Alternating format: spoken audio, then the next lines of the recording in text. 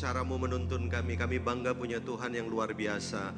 Tuhan yang tidak pernah capek, Tuhan yang tidak pernah bosan, Tuhan yang selalu menuntun kami. Walaupun seringkali kami lemah, kami gagal, kami tidak berdaya, berkali-kali kami keliru Tuhan. Namun ternyata ruangan hatimu terlalu luas buat semua kelemahan-kelemahan kami. Bahkan tanganmu tetap terulur menawarkan untuk mengangkat kami kembali. Sehingga kami tidak tetap jatuh, tapi kami dibawa kepada jalan-jalannya Tuhan. Kami bangga punya Tuhan yang menggenapi firman-Nya, bahwa buluh yang terkulai tidak akan dipatahkannya dan sumbu yang pudar nyalanya tidak akan dipadamkannya sampai semuanya dibuat Tuhan dipulihkan. Pagi hari ini tidak ada agenda lain. Kami rindu, ini teriakan hati kami Tuhan. Kalau betul dalam waktu tidak lama Engkau akan datang kembali, satu kerinduan kami, pulihkan kami Tuhan. Bagian mana dalam hidup ini yang belum pulih, pulihkan kami Tuhan. Kami tidak mau lewatkan waktu yang berharga di rumah Tuhan ini. Ada Tuhan di tempat ini dan kami percaya ada pemulihan di tempat ini. Sekali lagi hamba-Mu ini hanya alat saja. Tuhan, biar sebentar ketika firman-Mu diperdengarkan, Tuhan bicara lebih jelas dari kata-kata hamba-Mu. Biar sebentar ketika firman-Mu disampaikan, Tuhan bicara lebih keras dari kata-kata hamba-Mu. Sehingga dari bangku yang paling depan sampai bangku yang paling belakang, waktu firman-Mu disampaikan, ada sesuatu di batin kami yang diperbaharui dan hidup kami berubah. Kami capek sama hidup yang lama. Ubahkan kami Tuhan. Kami siap melalui firman yang kami mau dengar, diubahkan, disembuhkan, diperbaharui, dipulihkan, dikuatkan oleh firman Tuhan. Itu sebabnya dengan hati yang rendah, di dalam dan demi nama Yesus Kristus, jemaat Tuhan yang siap terima firman Tuhan, sama-sama katakan. Sekali lagi beri tepuk tangan buat Tuhan kita. Haleluya. Baik, puji Tuhan, silakan duduk. Selamat pagi, shalom. Sekali lagi shalom, saudaraku. Ya, senang sekali jumpa lagi sama saudara. Ya, tadi malam kami tiba, saudaraku, dan tadi malam sudah lebih dulu melayani pria di tempat ini. Kebaktian pria dan kebaktian pria kemarin diberkati, saya percaya kebaktian yang ini juga pasti diberkati oleh Tuhan. Siapa yang percaya ada berkat istimewa buat kita? Wah, coba bilang kanan kirimu, Tuhan mau memberkati kamu, bilangin. Haleluya. Iya, terima kasih, saya sebut dengan hormat Bapak Pendeta Hensan dan Ibu yang sudah memberikan kami tempat untuk bisa melayani. Dan saudara, saya juga hadir di sini mau mengucapkan selamat buat Bapak Gembala saudara. Ya, sekali lagi selamat Pak Gem ya, untuk ya anugerah Tuhan ya, beliau bisa dilantik di Amerika saudaraku ya. Dengan kalau nggak salah sudah ada gelar di belakang ya, S2 ya, MDiv ya, luar biasa. Saya baru sudahlah, nggak enak saudaraku ya. Saya esteller, saudara. Ya, sekali lagi sukacita terus. Oke, saudara, hari ini kalau saudara perhatikan, ada yang tahu temanya apa? Ada yang tahu?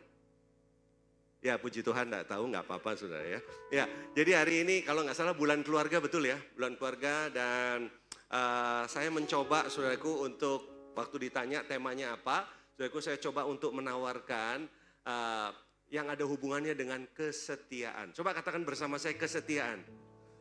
Nah, karena saya diberi kesempatan bicara 2 sesi, betul ya? Nanti sore masih ada Pak? Nah, jadi yang sesi pertama ini, saya ini pembukaannya dulu.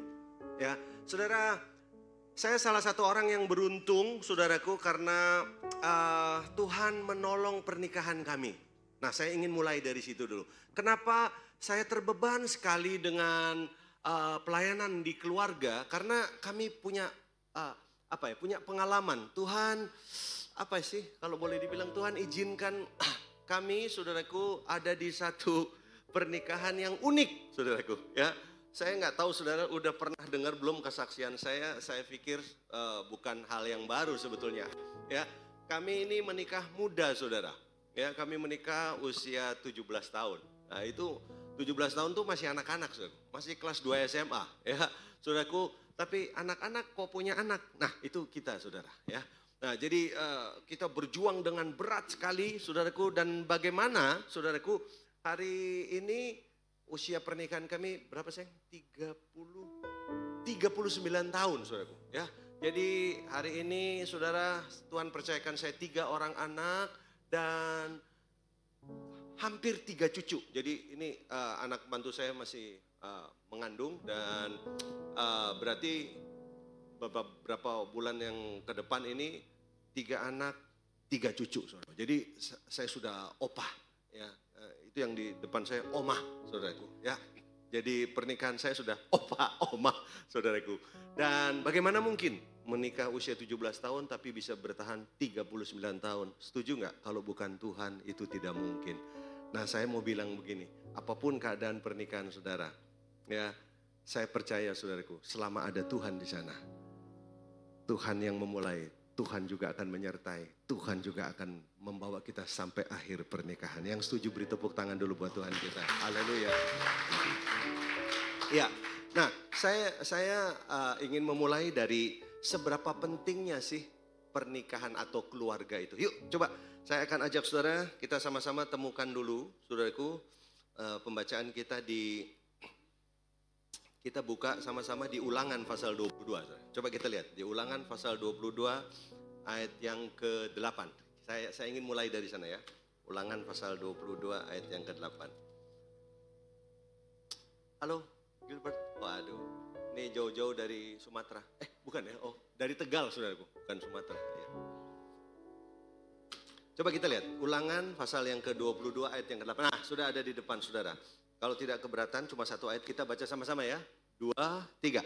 Apabila engkau mendirikan rumah yang baru, maka haruslah engkau memagari sotoh rumahmu, supaya jangan kau datangkan hutang darah kepada rumahmu itu apabila ada seorang jatuh dari atasnya. Nah, saudara, kalau saudara perhatikan, saudaraku, ya, ini menarik sekali, ya, di mana Tuhan, saudaraku, berbicara kepada umat Tuhan, saudaraku, kalau mau mendirikan rumah yang baru, maka apa, saudara?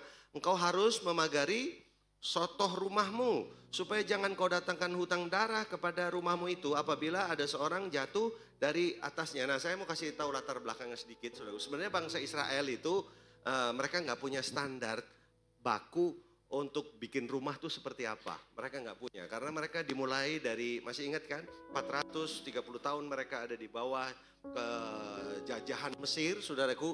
Mereka nggak punya jati diri, mereka satu bangsa yang begitu nomaden, saudaraku. Kasihan sekali. Nah, kiblat mereka, contoh mereka cuma ada di Mesir, gitu. Jadi satu kali waktu mereka punya kesempatan, mereka masuk ke Kanaan, saudaraku, mereka bikin rumah, karena selama ini kan tenda. 40 tahun perjalanan mereka kan di padang pasir, pindah-pindah, saudaraku, semi permanen. Dan waktu mereka mau bikin rumah, bayangan mereka apa coba? Ya rumahnya modelnya kayak Mesir, saudaraku. Nah, rupanya rumah-rumah yang mereka pikir, saudaraku, ya, yang mereka pernah tempati juga sebelumnya, kalaupun mereka pernah masuk ke rumah, itu rumahnya orang Mesir, itu biasanya bertingkat, saudara. Dan di tingkat yang paling atas, yang namanya apa? Loteng, itu tidak ada pagarnya, nggak ada pagar, saudaraku. Dan apa yang terjadi? Rumah tanpa pagar. Nah ini, orang-orang itu juga biasanya suka nongkrong di atas, saudaraku. Mereka suka entah ngobrol bersama keluarga, itu sukanya di atas. Nah, karena saking asiknya mungkin, saudaraku, mereka bercengkrama di atas, saudaraku. Mereka lupa bahwa tidak ada apa tadi, saudara? Tidak ada pagar. Apa yang terjadi? Nah, banyak yang jatuh. Banyak yang jatuh. Nah, itu sebabnya Tuhan bilang, besok-besok kalau mau bikin rumah yang baru, jangan lupa kasih apa? Kasih pagar. Kenapa? Supaya tidak ada korban, saudaraku. Nah, siapa yang bisa jatuh dari pagar itu? Banyak, saudaraku. Bisa suami, bisa istri, bisa anak, bisa siapa lagi, saudaraku? Bisa pembantu mungkin, saudaraku. Nah, itu sebabnya Tuhan bilang kalau nanti bikin rumah, jangan lupa kasih pagar. Nah, oke. Ini yang menarik, kita mau belajar sebentar. Ada berapa kali kata rumah di satu ayat ini? Coba kita perhatikan, ya. Kita hitung sama-sama ya. Apabila engkau mendirikan satu apa? Rumah yang baru, maka haruslah engkau memagari sotoh rumahmu. 2, supaya jangan kau datangkan hutang darah kepada apa? Rumahmu. Berapa kali, saudara? 3 kali satu kata diulang dalam satu ayat. Apa artinya, saudara, menurut saudara? Artinya apa? Penting pasti, betul ya Pak ya? Kalau sampai diulang-ulang 3 kali, penting itu artinya. Kalau anak saya, saya ingat waktu dia mau kuliah, keluar kota, saudaraku, mulai dari meja makan, kita makan bareng, saya kasih nasihat. Ya, nanti begitu nunggu mobilnya udah mau datang, jemput dia waktu jalan dari ruang makan ke keluar rumah, Saya kasih nasihat lagi. Nasihatnya yang sama diulang-ulang. Kamu hati-hati, kamu jaga diri. Kamu hati-hati, kamu jaga diri. Nanti sudah mau naik mobil, saudaraku, udah mau dadah-dadah gitu. Jangan, hati-hati, kamu jaga diri. Diulang lagi. Kenapa? Penting. Kenapa? Rumah sampai 3 kali. Diulang-ulang. Rumah bicara apa sih, saudara? Rumah ini berbicara tentang pernikahan. Betul nggak, saudara? Rumah ini bicara soal apa, saudara? Bicara hubungan suami istri. Ya kan? Rumah bicara soal pernikahan. Nah, saudara, bukan kebetulan saya harus akui, saudaraku, bahwa keadaan rumah tangga kami, saudaraku, ya, yang dipulihkan oleh Tuhan, itu yang membuat saya tidak bisa tahan untuk saya mengambil porsi ini, saudaraku, ya, untuk melayani keluarga-keluarga, saudara. Karena saudara setuju nggak, keluarga tuh diserang, keluarga tuh banyak hambatannya. Coba saya pengen tahu, karena ini ibadah keluarga pasutri gitu. Siapa yang datang dengan pasangannya? Coba saya pengen tahu. Ada nggak yang datang dengan pasangannya? Wah, cukup banyak, saudaraku. Coba yang datang dengan pasangannya, apakah saudara duduk bersama pasangannya? Coba saya pengen lihat. Oh, oke. Ada yang pisah-pisah dengan pasangannya? Coba saya mau lihat. Oh, nggak ada. Pak, istrinya mana, Pak? Oh, di depan. Ya, oke. Sudah. Ya, jadi hampir lebih dari 10 tahun saya mencoba untuk menerima panggilan pelayanan ini. Tidak mudah, saudaraku. Ya, saya biasanya kalau melayani keluarga itu saya bagi 2, saudara. Itu saya bagi 2. Di audiens biasanya itu ada yang belum menikah, ada yang sudah menikah. Saya mau tanya dulu, yang belum menikah mana? Yang belum. Coba. Oke. Ya. Yang sudah menikah, angkat tangan. Ya. Oh, oke. Oh, cukup banyak. Oke. Yang tidak mau menikah, tolong angkat tangan. Oh, enggak ada. Berarti semuanya mau menikah, saudara. Nah, begini, saudara. Biasanya saya bagi 2.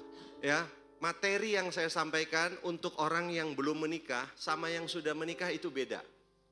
Mau tahu nggak bedanya apa, saudara? Materi yang saya sampaikan untuk orang yang belum menikah, ya, itu biasanya saya sampaikan yang namanya batasan-batasan. Kamu harus tahu batasan. Kalau mau menikah harus tahu batasan. Pernikahan itu apa? Harus ada batasannya. Nah, kan gitu, saudara. Saya kasih yang namanya pagar. Nih loh, batasannya kayak gini loh. Mau cari pasangan ya untuk masuk dalam sebuah relasi, itu ini batasannya. Saya kasih batasan. Itu yang belum menikah. Ya. Tapi untuk yang sudah menikah, oh beda materinya. Beda. Bukan lagi bikin batasan, enggak, saudaraku. Materinya apa? Ambulans. Kenapa ambulans? Biasanya pagernya rusak semua. Karena apa? Udah dilanggar semua batasnya, saudara. Ya. Karena apa? Biasanya yang sudah menikah itu saya lihat wajahnya hancur, ya, rusak. Ini sebagian saya rusak, saudaraku, ya. Nah, itu perlu dikasih ambulans supaya apa, saudaraku, masuk rumah sakit, bawa di ICU supaya beres lagi, saudaraku. Nah, jadi hari ini saya berharap semua kita terlayani dan supaya nama Tuhan yang dipermuliakan. Amin, saudara. Nah, jadi kenapa rumah sampai 3 kali? Yang pertama, saudaraku, kenapa rumah itu penting? Nah, kita mau belajar. Kenapa pernikahan itu penting? Kenapa rumah itu penting? Kenapa keluarga itu penting? Saudara tahu enggak? Kalau saudara belajar bahasa Ibrani, di dalam Kejadian 1 ayat 1, itu kata pada mulanya, itu ditulis dengan kata beresit. Saya nggak belajar bahasa Ibrani, gembala saudara belajar. Beresit. Nah, kata beresit dalam bahasa Yunani, kan saudara tahu, abjad Yunani itu kan alfa, beta, gamma, delta, epsilon. Nah, itu dalam abjad Yunani, kata beresit itu berarti huruf pertamanya apa? Bet. Ya, atau diterjemahkan beta. Nah, saudara tahu beta itu apa? Ada yang tahu beta? Loh, kok saya? Bukan, kok saya beta itu orang Ambon berarti itu, saudara. Ya. Bukan beta, itu bukan saya. Abjad bet. Saudara tahu nggak? Bet, masih ingat nggak? Bethlehem. Bet, apalagi saudaraku? Ayo. Nah, saudara udah tahu ya kan? Selain Bethlehem ada apa tuh? Bethsaida. Apa itu Bethesda? Rumah sakit kalau di tempat saya, saudaraku ya. Jadi kata bed itu apa? Rumah. Jadi dengan kata lain, pada mulanya ini, waduh kalau saudara belajar abjad Ibrani, saudaraku, itu menarik sekali. Ya, jadi seolah-olah Tuhan mau bilang begini, pada mulanya itu apa? Rumah. Bukankah Tuhan menciptakan pernikahan pada awalnya? Lebih daripada, saudaraku, yang lainnya. Nah sekarang persoalannya, saudaraku, seperti apa rumah saudara? Sampai 3 kali itu. Nah kenapa rumah itu penting? Yang pertama, saudara, udah langsung masuk. Pagi hari ini sederhana, saya nggak panjang-panjang. Yang pertama, rumah itu penting kenapa? Karena rumah adalah indikasi dari siapa kita yang sesungguhnya. Kenapa itu rumah penting? Karena rumah itu apa? Indikator dari siapa kita yang sesungguhnya. Saudara mau tahu siapa saya yang sesungguhnya? Bukan waktu lagi khotbah. Siapa saya yang sesungguhnya? Bukan waktu lagi di mimbar ini. Bukan, saudaraku. Ya, sama. Siapa saudara yang sesungguhnya? Bukan waktu saudara lagi pelayanan di sini. Siapa yang sesungguhnya, saudaraku? Waktu saudara ada di rumah. Setuju nggak, saudara? Ya. Bukan waktu saudara di kantor. Bukan, saudaraku. Karena rumah adalah indikator dari siapa kita yang sesungguhnya, saudaraku. Ya. Makanya kalau ada topik tentang rumah tangga atau topik tentang pernikahan, menurut saya itu udah pas, saudara. Kenapa? Kekristenan harus menyentuh sampai ke rumah. Kekristenan itu bukan hanya di mimbar ini, saudara. Banyak orang berlomba-lomba ke mimbar ini. Padahal esensinya di mana, saudaraku? Di rumah. Coba ambil contoh, saudaraku. Pendeta, saudara ada nggak pendeta berani khotbah di depan istri, di depan anak, di depan sopir, di depan pembantunya, berani? Buat saya hamba Tuhan yang begini, itu berani nggak khotbah ada sopirnya, ada pembantunya, ada istrinya, ada anak-anak. Jangan-jangan loh, saudara, khotbahnya hebat, saudara hebat. Tahu-tahu pembantunya bisikin sopirnya. Itu Bapak kalau khotbah hebat gitu. Tapi tadi malam Bapak salah masuk kamar. Ayo coba. Yang tahu itu siapa? Yang tahu siapa yang sesungguhnya? Siapa tuh? Orang di rumah. Jadi rumah itu kenapa penting? Karena itu indikasi dari siapa kita yang sesungguhnya. Saudara, kalau saudara pergi ke Bali atau saudara pergi ke Paris, saudara akan dibuai sama suasana. Kenapa? Oh banyak orang mereka jalan gandengan berdua, saudaraku. Waduh, saudaraku gandengan. Terus nggak jarang mereka cipika-cipiki, seneng, saudaraku. Ya kan? Membuat apa? Pasangan-pasangan biasanya iri, saudaraku. Kenapa? Waduh, mereka kok harmonis. Saya kasih tahu ya, belum tentu. Belum tentu. Saudara jangan terbuai sama orang yang, justru orang yang suka ngumbar-ngumbar kemesraan di luar sana, saudaraku.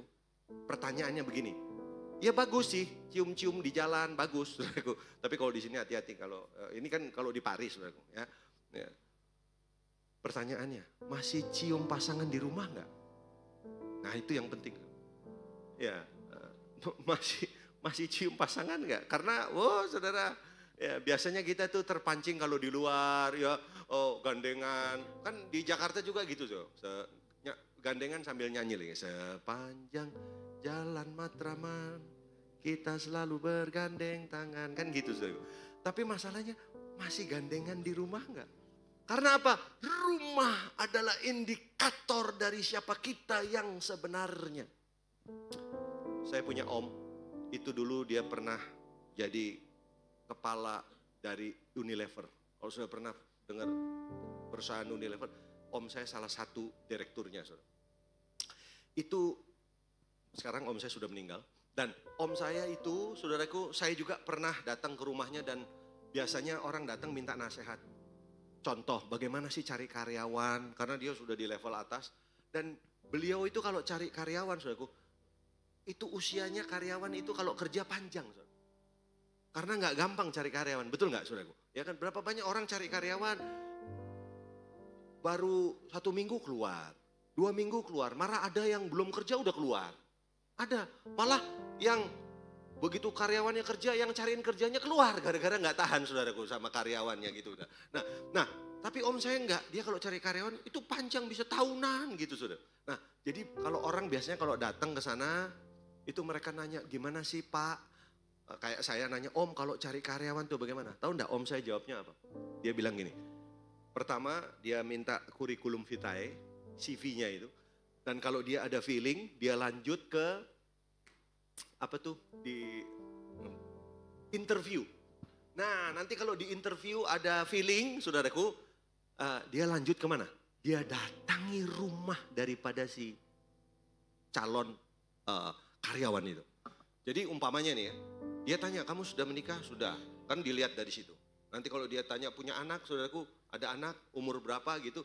Nah saudara tahu, biasanya didatangi sama om saya ke rumahnya. Dia bilang, saya datangi. Kalau dia punya anak kecil di rumah itu dia bawa permen saudara. Kira-kira udah tahu kan mau diapain gitu.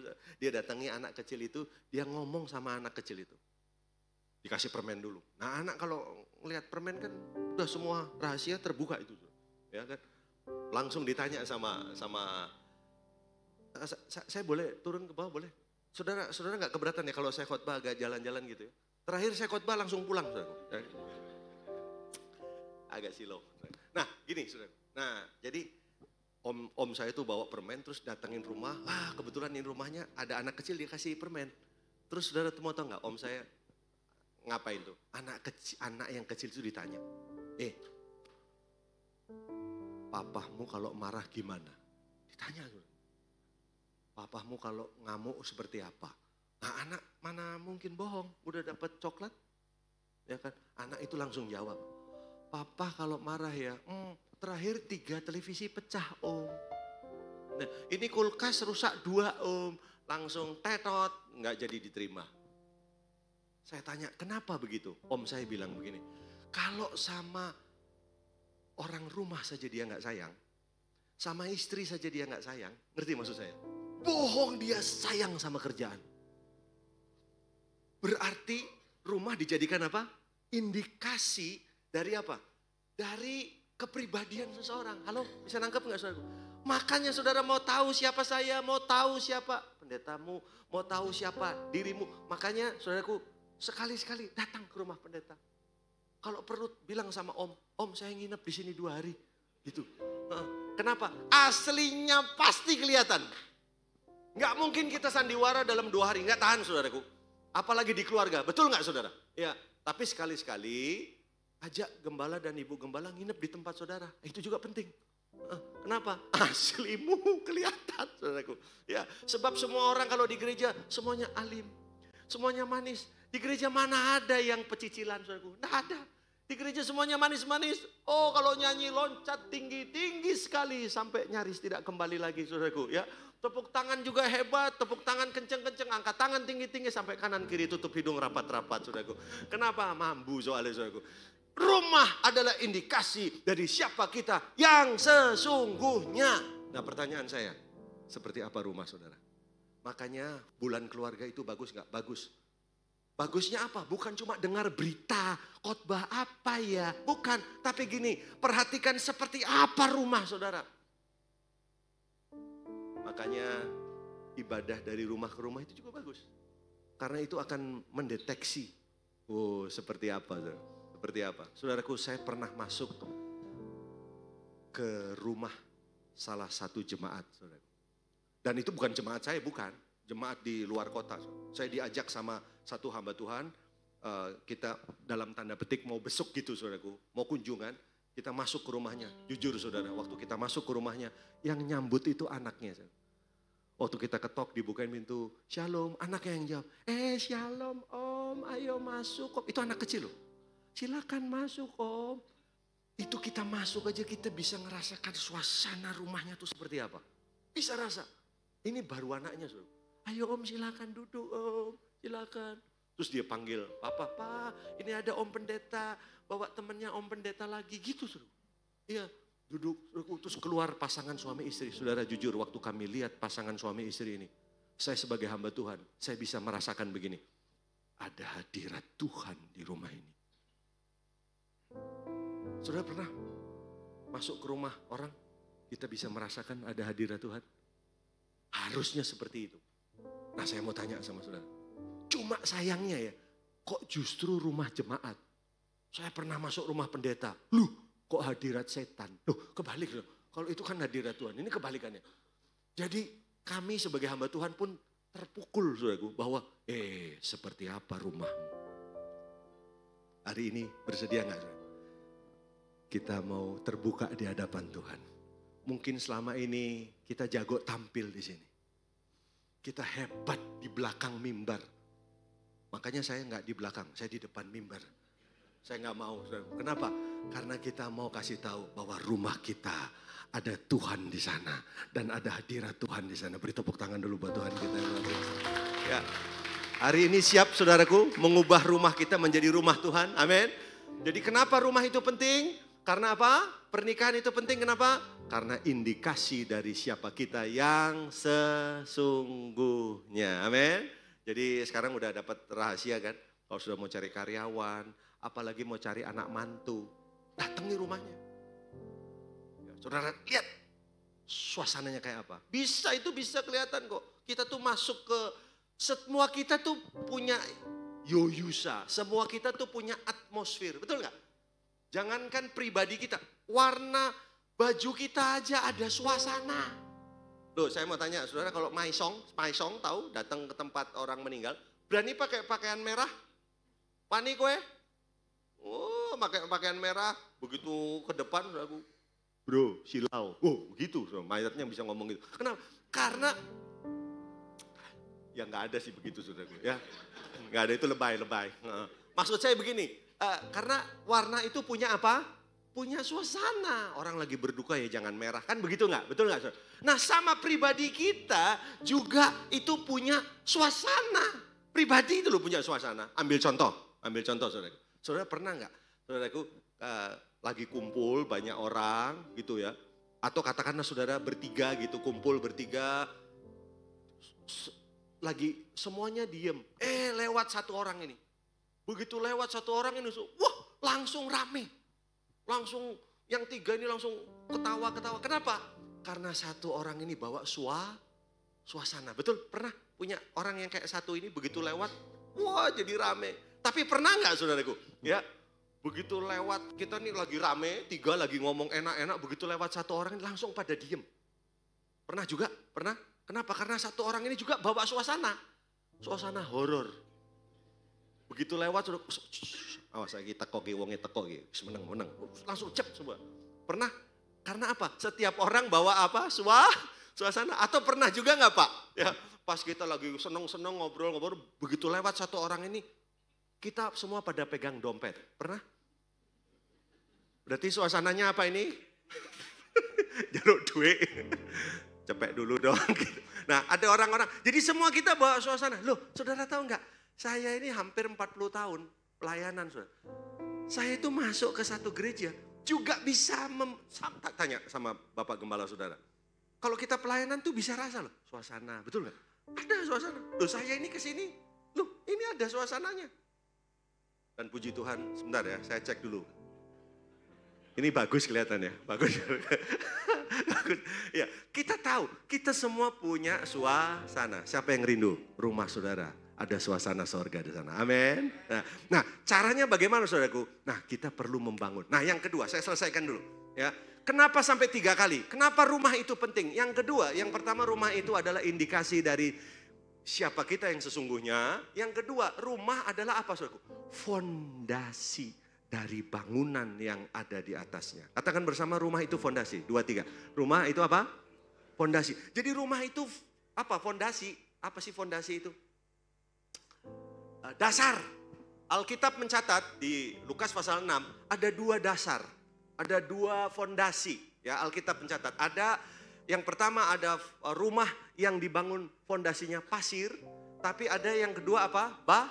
Batu. Semua itu saya nggak usah ulang lagi. Nah, saya berharap saudaraku fondasi rumah kita itu adalah batu. Ya, Jadi keluarga itu fondasi. Bukankah semua kita ini adalah orang-orang yang sedang membangun? Betul nggak? Kita ini seperti orang sedang bangun. Saudara, coba you name it. Saudara bangun apa? Kalau saya bangun pelayanan. Saudara bangun apa? Mungkin bisnis. Ya Pak, mungkin bangun apa lagi? Saya nggak tahu. Nah, fondasi dari bangunan itu adalah rumah. Jadi hubungan saya dengan pasangan saya itu fondasi. Ngerti nggak maksudnya? Kalau saya rindu pelayanan saya diberkati, saya rindu, saudara rindu bisnis saudara diberkati. Coba cek hubungan saudara dengan pasangan itu seperti apa. Bisa nangkep maksud saya? Karena relasimu dengan pasanganmu itu fondasi dari bangunan yang ada di atasnya. Nah kalau hubunganmu dengan pasanganmu itu fondasinya pasir, maka saudara bisa tebak apapun yang saudara bangun di atasnya bisa saya emosi nih jadinya saudara. Ya. Bisa berdiri saudara, memang bisa terbangun. Tapi dalam waktu tidak lama hancur. Kenapa hancur saudara? Karena pasir. Hubunganmu dengan pasanganmu hanya sekuat pasir.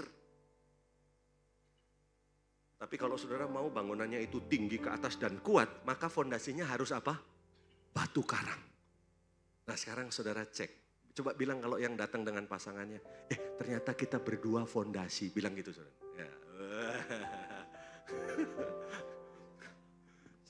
Saya lihat ada satu ibu waktu suaminya kita fondasi. Alah, gitu suaminya.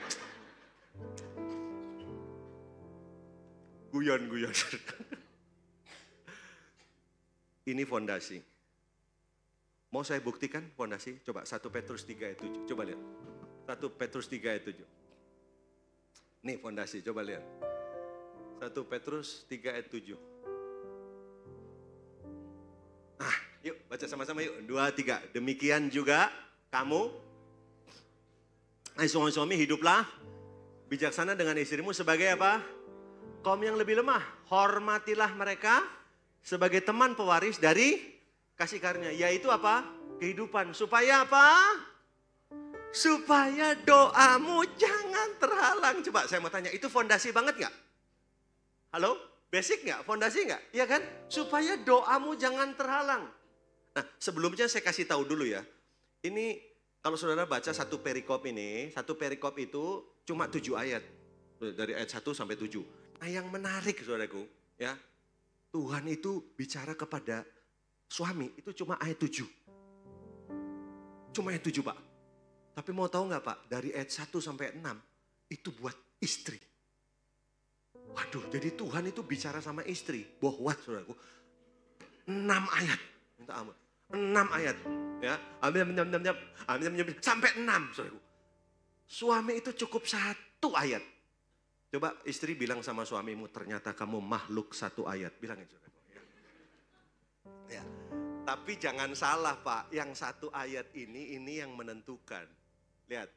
Menentukan. Demikian juga kamu hai suami-suami hiduplah bijaksana dengan istrimu sebagai kaum yang lebih lemah. Jadi istri itu kaum yang lemah.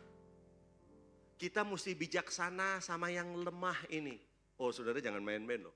Firman Tuhan bilang apa? Kalau orang lemah itu berteriak dan tidak didengarkan. Maka 1 kali Anda berteriak. Saudaraku, Tuhan tidak mendengarkan. Ngeri ancamannya saudaraku. Ya, bilang lagi sama istrimu. Tolong kamu jangan suka teriak-teriak. Bilang gitu saudara. Ya. Karena kalau teriak itu yang deg-degan suami, saudaraku. Karena ada tekanan dari atas nanti. Nah, saudara, ternyata saudara lihat di sini, ternyata berkat itu datang dari mana? Suami, saya mau tanya, yang cari nafkah kan suami biasanya. Mau tahu nggak berkatnya dari mana? Berkat suami dari mana? Ini loh, berkat suami bukan dari istri. Berkat suami loh, kok dari istri piye sih? Berkat istri itu jimatnya, jimat. Jimat. Ini, tapi berkatnya kita tuh dari ini saudaraku, supaya doamu jangan terhalang. Jadi berkat kita itu dari mana? Dari doa yang didengar Tuhan. Yang setuju katakan amin saudaraku. Ya jadi kenapa saudara punya lobby berhasil? Kenapa saudara punya bengkel laris? Kenapa saudara punya toko laris saudaraku? Karena doamu. Bukan karena kemampuanmu melobi, bukan karena kemampuanmu marketing, bukan. Tapi karena apa? Doamu dijawab oleh Tuhan. Amin. Nah masalahnya doa itu bisa terhalang Pak. Nah bagaimana doa itu terhalang? Kalau tidak bijaksana sama orang yang lemah. Siapa orang lemah? Istri. Wah ini masalah memang. Jadi artinya kalau mau bangunan di atasnya, ngerti? Hebat saudaraku, maka apa? Fondasinya, apa itu fondasi? Ini sama ini mesti benar. Salah satunya suami harus bijaksana sama istri. Coba saya tanya istri-istri di sini. Ya, coba. Gimana? Apakah suamimu sudah bijaksana? Duh, belum. Kok yang jawab suaminya? Ini penting ini. Karena Pak, jangan sampai nanti ya doanya suami, Tuhan berkati Tuhan, Tuhan berkati Tuhan. Istrinya dengar, jangan Tuhan, jangan Tuhan, jangan. Tuhan berkati, jangan Tuhan. Itu kalah gue, suami kalah gue. Yang menang siapa? Yang lemah ini. Yang lemah ini. Ayatnya bilang begitu. Makanya sekarang suami belajar hormati istri. Kalau saya bilang, ini kan firman Tuhan bilang, hiduplah bijaksana, ya kan, sebagai kaum yang lebih lemah, hormatilah mereka. Yang disuruh hormati apa? Istri. Kalau hormati itu jangan nanti ketemu istri, ya siap, hormat. Bukan itu, bukan. Mau tahu nggak? Salah satu bentuk hormat itu apa? Suami tahu ketakutan istrinya. Coba yang datang sama pasangannya coba. Tanyanya begini. Sebenarnya apa sih yang kamu takuti? Coba tanya.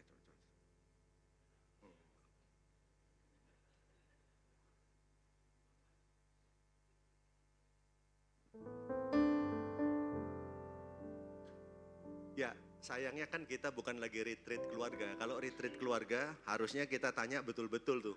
Saudaraku. Karena banyak istri-istri biasanya begini. Yang jadi permasalahan itu bukan suami ngasih duit enggak, bukan. Saya yakin suami-suami kasih uang. Tapi yang jadi masalah itu kalau suami kerja itu ya, umpama kerja jam 8 apa jam 9, nanti pulang jam 5. Nah pertanyaannya dari jam 8 sampai jam 5 itu. Nah itu yang jadi pertanyaan istri. Kamu di sana ngobrol sama siapa? Kamu di sana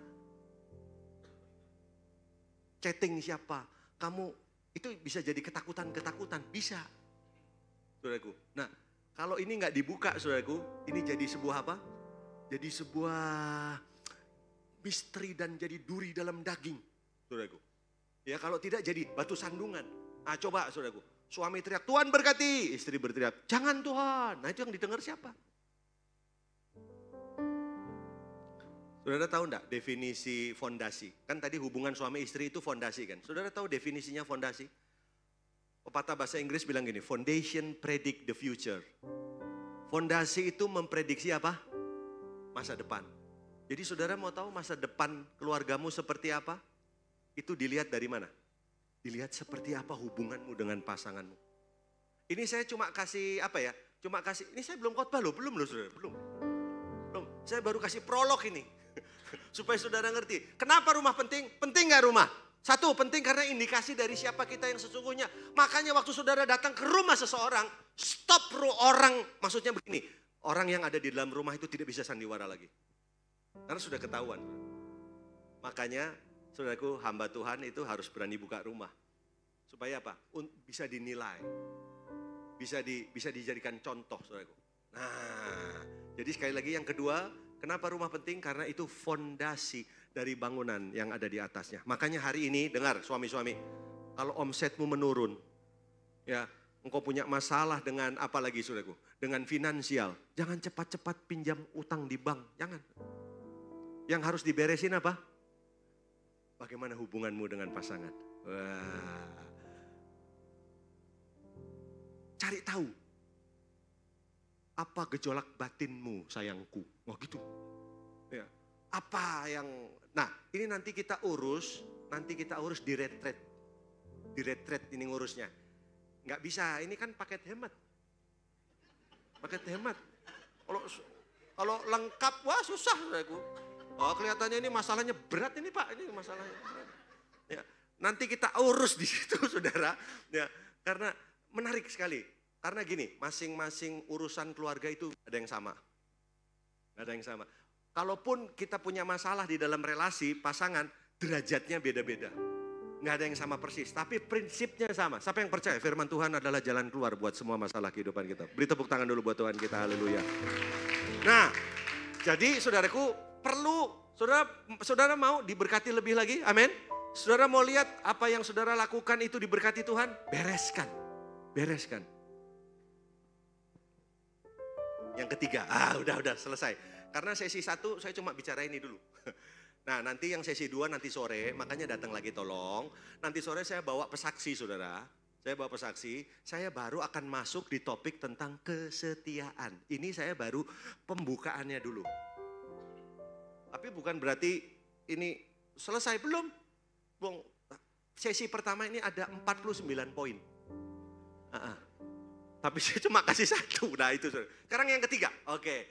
Jadi yang pertama, kenapa rumah penting? Karena indikasi daripada siapa kita yang sesungguhnya. Yang kedua, kenapa rumah penting? Karena fondasi dari bangunan yang ada di atasnya. Bangunan apa? Apa saja pelayanan. Contoh, kalau saya mau pelayanan saya diberkati Tuhan, maka fondasinya mesti beres. Kalau saudara mau bisnis saudara diberkati Tuhan, dan saya berdoa bisnis saudara diberkati Tuhan. Amin. Tapi apa masalahnya? Harus beres sama pasangan. Makanya saudaraku, ya, saudara setiap malam itu bagus sekali untuk cek seperti apa perasaan pasangan. Itu mesti setiap malam tuh bagus. Jadi sebelum tidur tuh ya tanya gimana hari ini, gimana perasaanmu. Saya mau tanya, saudara punya jurnal nggak? Hubungan saudara dengan pasanganmu ada jurnal nggak? Punya nggak? Catatan? Nggak ada. Wah, catatan nggak punya, ini masalah berarti. Ya. Justru ini yang akan menolong kita untuk kita dalam membangun relasi itu punya apa namanya? Punya sasaran, punya target. Saudara dengar ya. Kelemahan yang tidak pernah diurus. Dengar.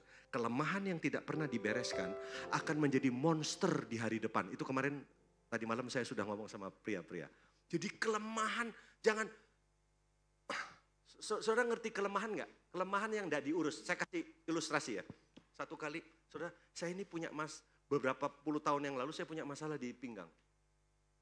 Hampir lebih dari 5 tahun, pinggang saya nggak pernah beres, saudara.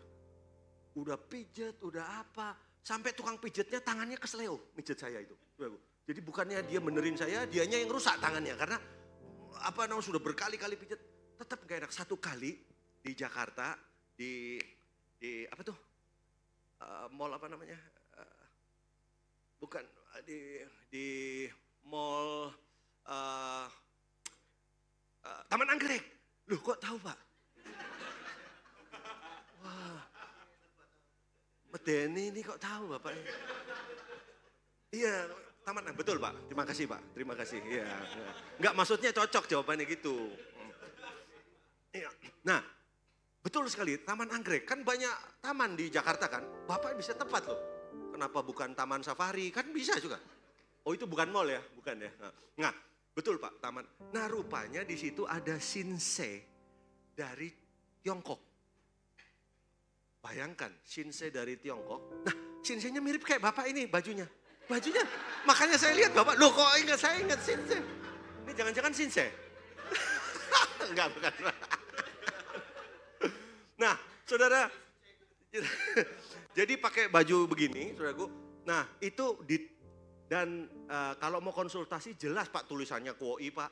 Jadi mesti diterjemah.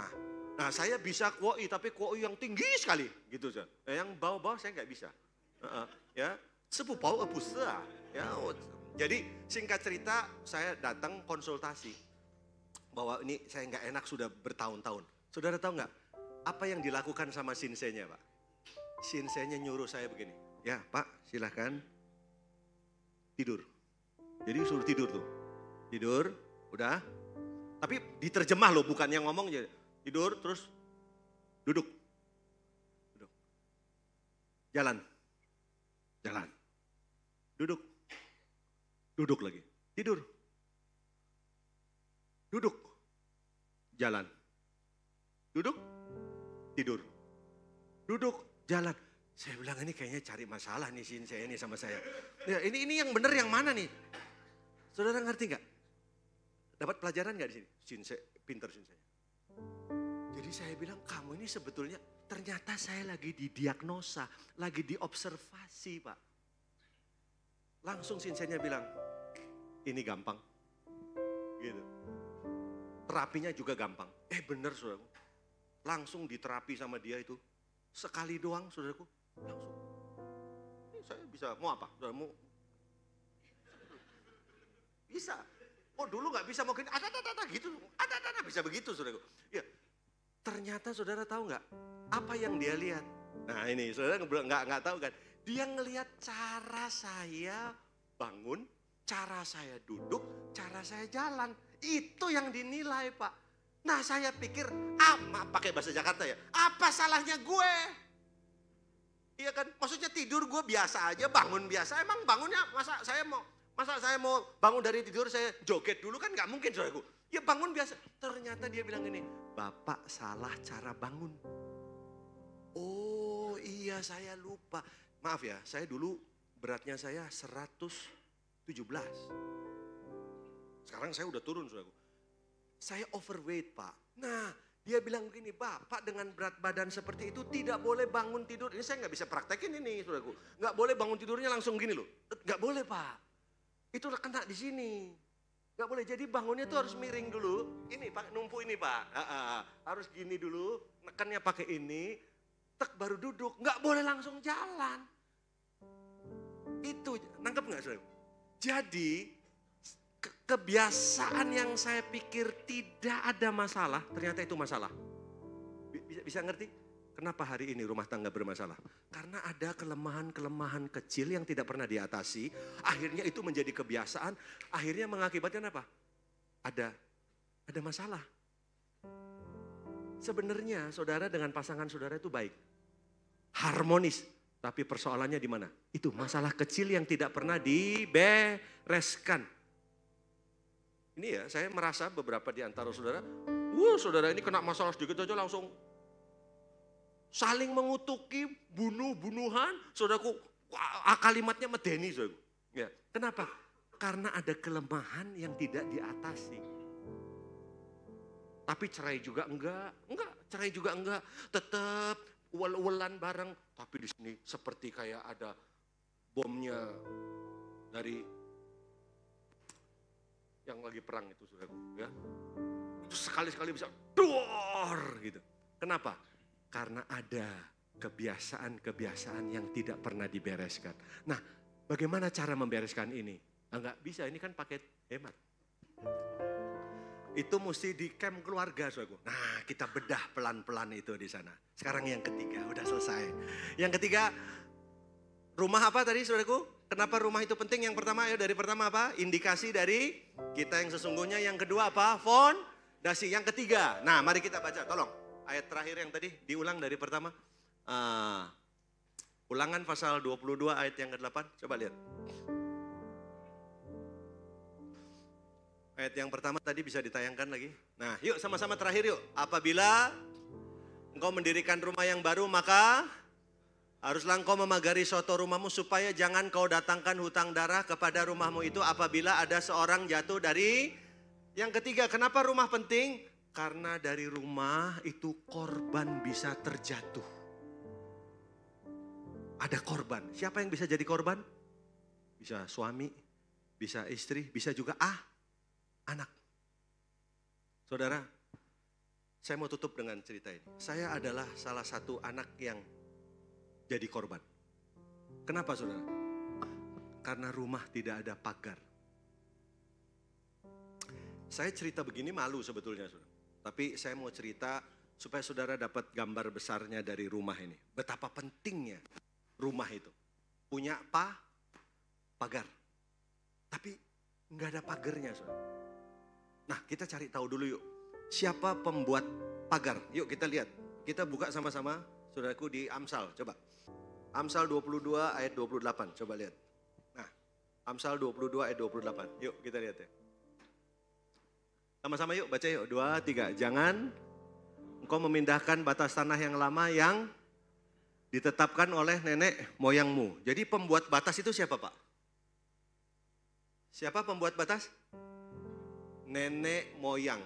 Kalau saudara baca di bahasa Indonesia, kesannya yang membuat batas itu nenek-nenek. Betul nggak? Karena nenek moyang. Siapa yang bikinin? Nenek moyang loh. Kan gitu saudaraku. Nah coba bisa nggak bahasa, ada King James Version? Punya? Bahasa Inggrisnya ada? Kita cari tahu yuk. Siapa nenek moyang itu? Nah ini lihat. Remove not the ancient landmark which thy father have set. Ternyata pembuat batas siapa Pak? Ayah, father. Pembuat batas itu bapak. Pembuat batas itu suami. Makanya saudaraku, dengar, kenapa rumah itu ada korban? Kenapa banyak yang jatuh? Kenapa? Karena bapak tidak berfungsi. Sorry ini saudara. Ini bukan menekan pria, bukan, enggak. Nanti ada masalah juga saudaraku, tapi tidak hari ini saya mau sampaikan. Ternyata pembuat batas di rumah itu adalah seorang bapak. Nah sekarang masalahnya bagaimana bapak mau bikin batas kalau bapaknya sendiri tidak tahu batas. Saudara, bisa suruh anak saudara jangan ngerokok, bisa? Sementara saudara ngerokok. Kamu jangan ngerokok, kue rapi kue ngerokok. Tapi saudaranya ngerokok, bisa? Gak bisa saudara. Gimana? Makanya bapak itu mesti tahu batas. Nah saudara, saya dibesarkan, maaf ini, saya dibesarkan memang oleh seorang hamba Tuhan. Ayah saya hamba Tuhan. Tapi maaf saudara, ayah saya tidak punya batas. Saya tidak sedang mempermalukan ayah saya, enggak. Ini cerita lama, supaya saudara tahu bahwa rumah itu penting. Saudara, saya 4 bersaudara, dari 4 bersaudara, 4-4-nya semua kepahitan sama bapak saya. 4-4-nya semua. Saya yang paling besar. Saudara, bapak saya kalau pukul anak, saudaraku, kalau pukul saya, itu mami saya bilang begini, Nathan, kamu itu dari umur 1 tahun sudah dipukul papi. Saya umur 1 tahun sudah dipukul loh. Saya umur 1 tahun gak inget, mana inget saya umur 1 tahun. Yang saya inget umur berapa? Umur 4, umur 5, umur 6 dan seterusnya. Tapi memang betul saudara, papi saya kalau sudah ngajar anaknya, saudaraku, waduh, bapak saya itu tinggi besar, saudaraku. Lebih besar, lebih tinggi dari saya. Jadi bapak saya itu bekas permesta. Saudara tahu permesta? Permesta. Nah bapak saya profilnya kayak bapak ini. Profilnya. Ganteng, bapak saya ganteng Pak. Persis kayak bapak. Bapak ini ganteng soalnya. Makanya anaknya ganteng juga tuh saudara. Nah, cuma bapak saya lebih tinggi, lebih besar. Itu bapak saya kalau mukul saya saudaraku. Nathan, sini kamu. Pakai bahasa Manado tapi. Sini ngana. Manado kan ngana itu, ya kan? Pangana, pakita, pagoda, pastiles. Nah itu Manado itu. Nathan sini ngana, begitu saudara. Yuk. Terus oh, papi, ampun papi. Tidak boleh ampun. Loh, mau dipukul ki ampun, jalur ampun rantok saudara. Terus dia keluarin sabuknya. Mana tahu ini apa? Mau mukul tuh nanya dulu. Kamu tahu ini apa? Ya saya tahu toh itu sabuk. Saya jawab papi, itu sabuk papi. Goblok. Siapa bilang ini sabuk loh? Sabuk loh saudara. Padahal itu sabuk. Saudara jangan bikin masalah baru dengan saya ya. Itu sabuk itu saudara. Jadi kamu tahu ini apa? Itu sabuk papi. Ini bukan sabuk goblok. Mukul ya. Pak, ini bukan sabuk. Jadi mukul itu gara-garane opo? Gara-garane aku salah jawab. Itu pertanyaan itu. Jadi bapak saya itu kalau mau mukul cuma persoalannya sabuknya sudah keluar, dia nanya, ini apa gitu saudara. Jadi dia nggak kasih tahu salah saya apa, enggak. Sini ngana, ini apa gitu saudara. Pukul langsung, Pak. Makanya saya itu kelas 1 SD, saya masih ingat tuh, kelas 1 SD saya sudah bolos Pak. Kenapa bolos? Kan SD kan celana pendek kan. Kaki saya Pak penuh dengan bilur-bilur Yesus. Saya ngumpet di samping sekolah. Woi ketahuan bapak saya dipanggil lagi. Woi kamu sini kamu. Waduh besoknya saudaraku saya di Nathan sini. Buka lagi sabuknya. Mana tahu ini apa? Waduh ini jawabnya piye ini. Karena tahu ini apa. Kemarin tak jawab sabuk kok salah. Nah, saya jawab apa? Kan nggak mungkin, papi itu bakpao. Kan nggak mungkin tuh. Jawab bener aja, salah apa lagi salah, saudaraku. Ini apa? Nggak tahu papi, terserah papi. Goblok, masa kamu nggak tahu? Ini sabuk, goblok. Aduh, saudara. Nah, saudara kok nguyu ya? Ini, saudara, singkat cerita. Saudara punya bayangan gak sih? Seorang anak dididik dengan cara begitu. Saudara tahu, saya pernah ditendang bapak saya. 4 bulan saya pincang. Saya masih ingat kelas 4 SD.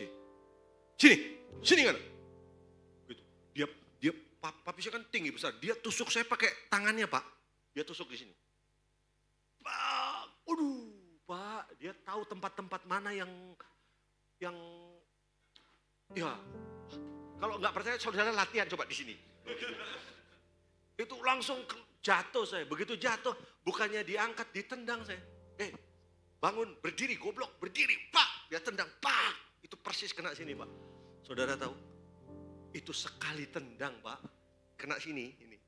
4 bulan saya pincang. Itu saya ingat saya sekolah pincang, Pak. 4 bulan, itu sekali tendang loh. Kalau 2 kali? Wah, ini korting ini, Pak. Di korting saya. Itu 4 bulan saya, Pak. Wah, itu belum. Saya cerita gini bukan jelekin loh, bukan loh. Saya cuma mau kasih tahu, betul Bapak saya pendeta, iya betul. Tapi masalahnya, berapa banyak hamba-hamba Tuhan tidak punya teladan. Saya nggak mau perpanjang cerita ini. Karena cerita ini berakhir dengan rekonsiliasi, Pak. Dengan pemulihan, walaupun tidak gampang. Pemulihan saya dengan Bapak saya memakan waktu yang panjang. Yang saya mau cerita, ini. Adik kami yang kedua, perempuan. Adik saya, Pak. Lebih pahit dari saya. Mau tahu saudaraku, adik saya akhirnya harus meninggal, Pak. Adik saya udah meninggal, kena cancer, maaf, karena kepahitan. Dengar ya, cancer itu kepahitan. Nggak usah terjemah lain. Ada benih kepahitan yang tidak dibereskan. Itu adik saya, 10 tahun lalu dipanggil Tuhan. Saya hadirkan bapak saya dari Manado untuk rekonsiliasi, terlambat. Penyakitnya udah menjalar. Kalau saya dulu beda. Apa yang saya lakukan? Saya mau bunuh bapak saya. Dendam. SMP saya latihan bela diri, Pak. Padahal bapak saya kalau khotbah, jago, Pak. Kalau saudara-saudara, ada haleluya. Saya berempat di belakang, tidak ada haleluya. Tidak ada. Nggak ada, saudara. Kan kepahitan, Pak. Masa kepahitan haleluya? Kan nggak mungkin, saudara. Iya. Bapak saya kalau khotbah, saudara, ada amin. Wah, nggak ada aminnya, pergi. Tapi nggak berani keras-keras. Kalau keras-keras, ini apa? Kan bahaya, saudaraku. Nggak berani. Ini kok seneng aku dipukul ya kelihatannya ya. Saudara, singkat cerita, saudara. Apa yang saya lakukan? Saya latihan bela diri, Bu. Tujuannya, maaf, untuk balas dendam. Saya latihan SMP, Pak. Silat, kungfu, tinju, karate, bela diri yang keras. Ya, kecuali balet saya enggak. Masa mau bunuh bapak balet? Ya enggak mungkin, saudaraku. Enggak iso, Pak. Jadi saya olahraga keras, saudaraku. Kungfu itu saya tahu jurus-jurusnya. Shaolin Tanta, Tantui, Pajutwi. Ngerti, Pak? Sudah tahu ini double stick? Tahu double stick? Yang Bruce Lee itu tahu? Double stick tahu? Wah, berkali-kali kena muka sendiri saya. Wah, kena muka sendiri ya. Nah, saudara, akhirnya apa? Ini saya cepetin aja. SMA kelas 1. Saudara. Apa yang saya lakukan? Saya datangi kamar bapak saya. Maaf ya, ini nggak bagus ceritanya. Saya datangi kamarnya, saya tendang, Pak. Hei, yang laki-laki keluar. Wah, niru tuh, like father, like son. Yang laki-laki keluar. Saudara tahu siapa yang keluar? Mami saya. Mami saya keluar. Aduh, saya kalau cerita mami saya biasanya nggak tahan. Karena buat saya mami itu guru. Buat saya mami itu seperti malaikat yang Tuhan utus. Mami itu hamba Tuhan yang sesungguhnya. Yang keluar mami peluk saya, dia bilang, Nathan, gak boleh. Kamu berdosa. Itu papimu. Wah, kesel saya. Tapi Mam, Aku juga tahu mami itu tertekan. Aku ngerti, Pak. Papi udah nyakitin aku. Iya tapi nggak boleh. Tapi nggak boleh. Kan susah saudaraku.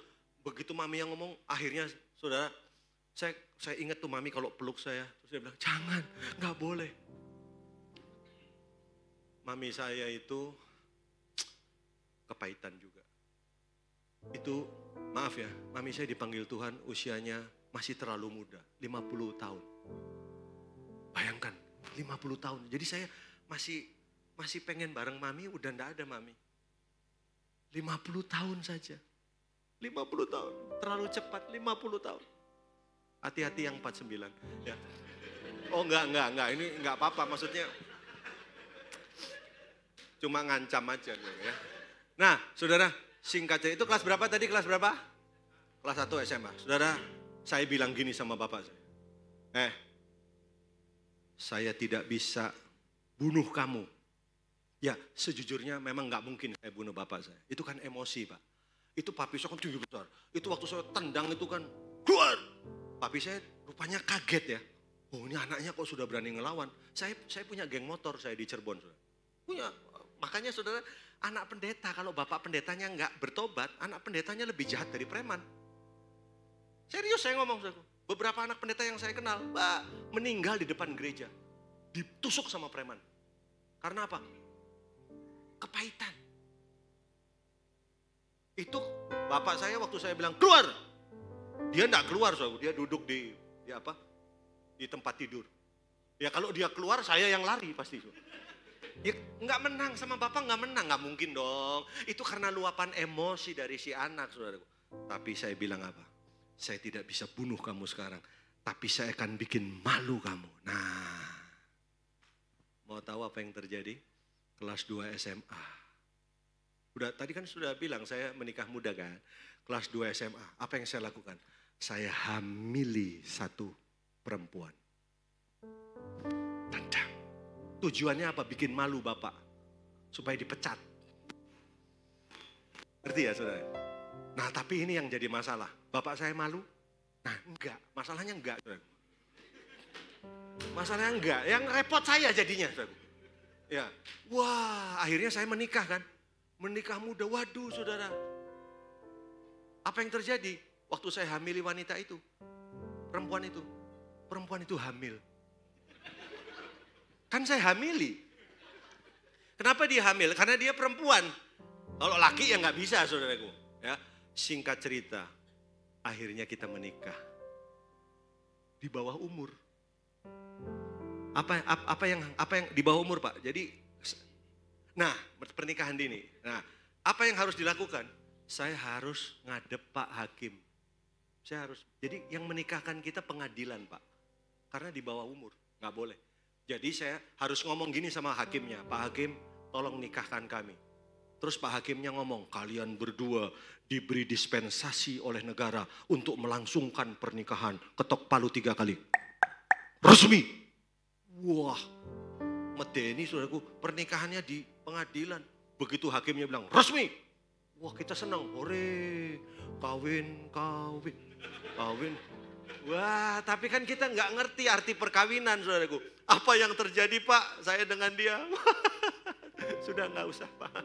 Ya, ini paket hemat, nggak mungkin saya saksikan semuanya, saudaraku. Ya. Jadi hancurlah, saudaraku, hubungan kami, saudaraku. Ya, di dalam perjalanan itu, saya berselingkuh, saudaraku. Rusak. Ya. Nah enaknya cerita gini di retret. Kalau di kebaktian kurang enak. Apalagi di video gini gak enak. Ya. Nanti yang kalau denger orang Iran bagaimana? Kan gak enak. Ya, jadi saya cuma mau ngomong begini. Hari ini kami ada karena Tuhan yang memulihkan kami. Amin. Saya gak tahu masalah saudara. Tapi saudara ngerti seberapa pentingnya keluarga? Amin. Udah tahu berapa pentingnya? Satu apa tadi? Indikasi dari siapa kita. Yang kedua, fondasi dari berkat yang ada di atasnya. Yang ketiga, korban bisa terjatuh. Nah saya mau tutup gini. Coba cek di keluarga saudara, sudah ada pagar belum? Udah selesai, ada pagar nggak? Karena kalau pagernya nggak ada, saya khawatir ya. Saudara pikir saudara hebat pelayanan seperti ayah saya. Tapi saya keluar pagar. Saya korban. Adik saya korban. Mami saya korban. Hari ini kita bisa pulih. Ini ban-ban kamsia ke Tuhan. Kalau enggak, rusak Pak. Bukan cuma rusak, mungkin dia sudah janda. Saya juga sudah duda. Mungkin dia sudah menikah lagi. Saya sudah menikah lagi. Tapi kenapa kita masih bersama hari ini? Kita beruntung kita punya Tuhan yang mau memulihkan hubungan. Beri tepuk tangan sekali lagi buat Tuhan. Saya selesai. Karena sudah tepuk tangan, layar ditutup.